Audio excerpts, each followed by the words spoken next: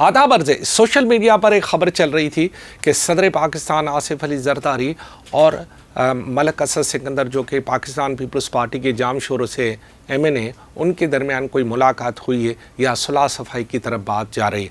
सुलह सफ़ाई की तरफ बातें करने वाले 100 दफ़ा कर रहे होंगे, लाजमी है। ये दो ऐसी शख्सियात हैं जिनका सिंध में एक अपने अपने तौर पर और किसी का बलूचिस्तान तक असर है, लेकिन उनके दरमियान मुलाकात हुई है, इसकी कोई भी अभी तक तस्दीक नहीं हुई।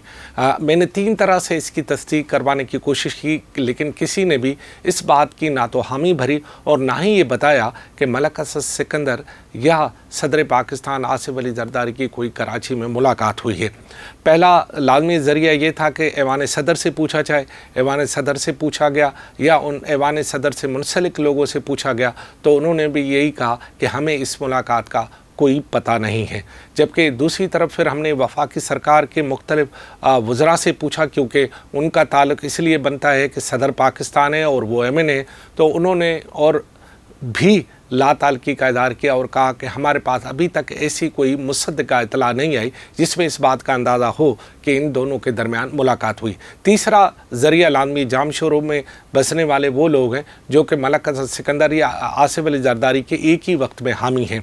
उनका भी इस बारे में अभी तक कोई मस्बत रवैया सामने नहीं आया जिससे ये अंदाज़ा लगाया जा सके कि सदर पाकिस्तान आसिफ अली ज़रदारी और मलक असद सिकंदर के दरमियान कोई मुलाकात हुई है। मुलाकात अगर हुई भी हो तो लाजमी छुपती तो नहीं है, लेकिन क्योंकि तीनों तरफ से ज़रा इस बात की नफ़ी कर रहे हैं कि कोई भी मुलाकात नहीं हुई। जब मुलाकात हुई नहीं तो बाकी मामलात को छेड़ना कि जी वो इतने पैसे देने थे, इतने पैसे लेने थे, या ये था वो था।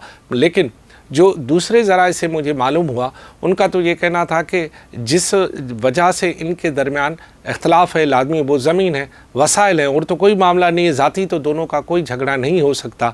तो उस पर तो बदस्तूर जो है वो सदर पाकिस्तान आसिफ अली ज़रदारी के लोग या उसका पलड़ा भारी है।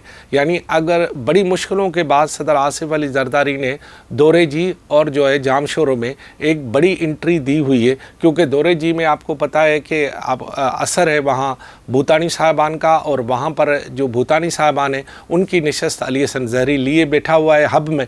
वहाँ पर एक अलग इख्तलाफ चल रहा है और भूतानी की वजह से मलक असद सिकंदर और मलक असद सिकंदर की वजह से भूतानी से इख्तलाफात चल रहे हैं। तो अगर इख्तलाफात तय होने हैं तो फिर आसिफ अली ज़रदारी और मलक असद सिकंदर के दरमियान इख्तलाफात तय नहीं होने, बल्कि उसमें भूतानी भी शामिल होगा। यानी इख्तलाफात 3 तरफ़ा तय होंगे।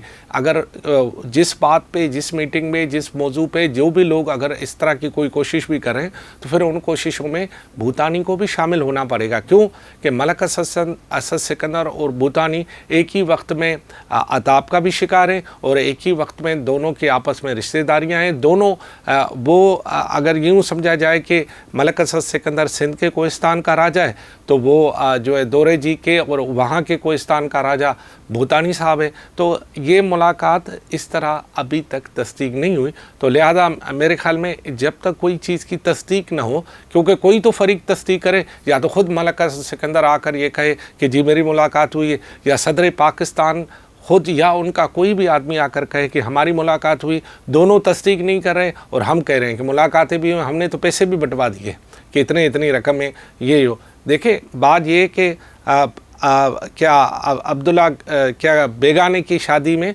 अब्दुल्ला को दीवाना नहीं होना चाहिए। खुदा हाफिज़।